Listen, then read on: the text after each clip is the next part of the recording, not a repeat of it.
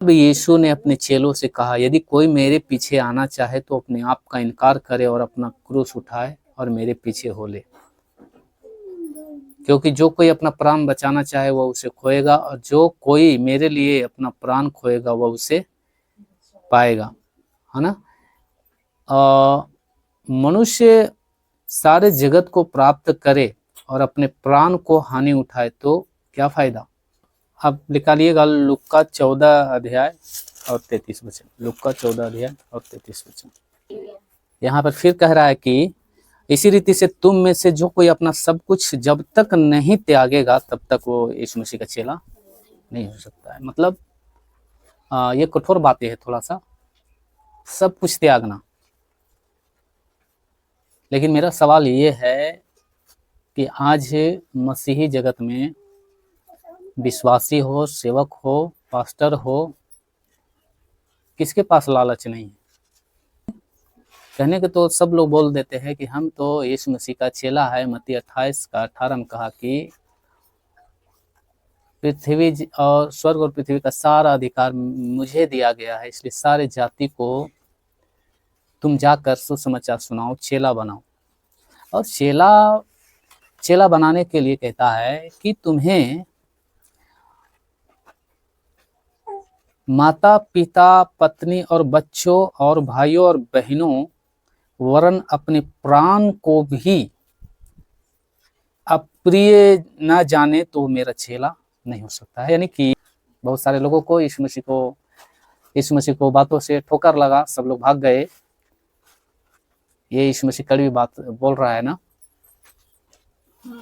कड़वी बात बोल रहे हैं, और ये बहुत भयानक बातें बोल रहे हैं। हम बच्चे को नहीं छोड़ सकते हैं, हम पत्नी को नहीं छोड़ सकते हैं, माँ बाप को छोड़ नहीं सकते हैं। तो वही यीशु मसीह का चेला नहीं हो सकता है। मेरा कहने का मतलब, यीशु मसीह क्यों इस तरह से बातें करता है, कहने का मतलब है प्रभु के बीच में कोई रुकावट नहीं बनना। माँ बाप को त्यागने का मतलब क्या है, प्रभु के कामों के बीच में आपका माँ बाप को रुकावट नहीं बनना चाहिए। प्रभु के कामों के बीच में आपके बच्चे लोग रुकावट नहीं बनना चाहिए।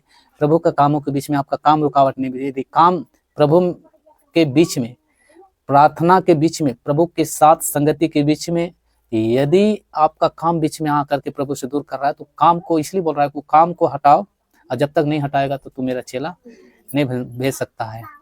माँ बाप को छोड़ने का सही मतलब यह है कि प्रभु का कामों के बीच में यदि माँ बाप बीच में आ जा रहा है, तो यदि हम माँ बाप के पीछे भाग जा रहे हैं, प्रभु के पीछे नहीं भाग रहे हैं, तो यहाँ पे चुनाव सही होना चाहिए। हाँ, प्रभु इसको सही अर्थ को हम लोग, कई लोग नहीं समझते हैं। प्रभु ने कहा माँ बाप को आदर करो, माँ बाप का आज्ञा को पालन करो, जैसा कि लिखा है इफिसियों 5 अध्याय में। माँ बाप को परवरिश ढंग से करो बुढ़ापे के समय में, लेकिन ध्यान रखिए यह समझना कि वो सारे काम प्रभु के बीच में रुकावट नहीं होना चाहिए। हालेलुया। यदि कोई मेरे पास आए और अपने पिता माता, अपने बच्चों और अपने भाइयों और अपने बहनों, अपने प्राणों को प्रिय न जाने तो वो मेरा चेला नहीं हो सकता है। बताओ, यदि आपसे पूछूं अगला हफ्ता कौन कौन प्रार्थना में नहीं आए, तो कोई ना कोई तो कारण होगा, आपने नहीं आए। प्रभु के बीच में कौन आ गया? काम आ गया। आपने किसको ज्यादा महत्व दे दिया? ये वचन सबके लिए लागू होता है, हमारे लिए, आपके लिए, किसी के लिए भी। और यहाँ डायरेक्ट शब्द है कि मेरा चेला नहीं हो सकता। और जब यीशु मसीह के चेला नहीं तो फिर किसका चेला? यीशु मसीह का चेला नहीं तो फिर किसका चेला? दूसरा और कोई है ही नहीं है, तीसरा है। शैतान का चेला बनना है या तो फिर प्रभु यीशु मसीह का चेला बनना है ना। आपने बच्चों को, कामों को साइड नहीं किया, प्रभु के बीच में जो कुछ भी ठोकर है उसको साइड नहीं किया, तो वो चेला नहीं बन सकता। हालेलुया। हम अब्राहम का उदाहरण देखते हैं। अब्राहम का उदाहरण में देखते हैं, प्रभु के सेवा के बीच में अपने बच्चों को, जब अब्राहम को जब बालक हुआ तो परमेश्वर ने वायदा किया था कि मैं तुम्हें एक संतान दूंगा। और इस वायदे के पीछे परमेश्वर अब्राहम भागते भागते भागते भागते भागते भागते, है ना, बुढ़ापा उम्र हो गया उसका, लेकिन परमेश्वर ने उसका वायदों को पूरा किया। बस उस वायदों के पीछे भागते रहा। आज यदि हमें यीशु मसीह यदि स्वर्ग देने का वायदा किया है, स्वर्ग में हमारा घर है, हमारा इनाम है, यदि वायदा किया है, तो अब्राहम तो भागते भागते उसको प्राप्त कर लिया।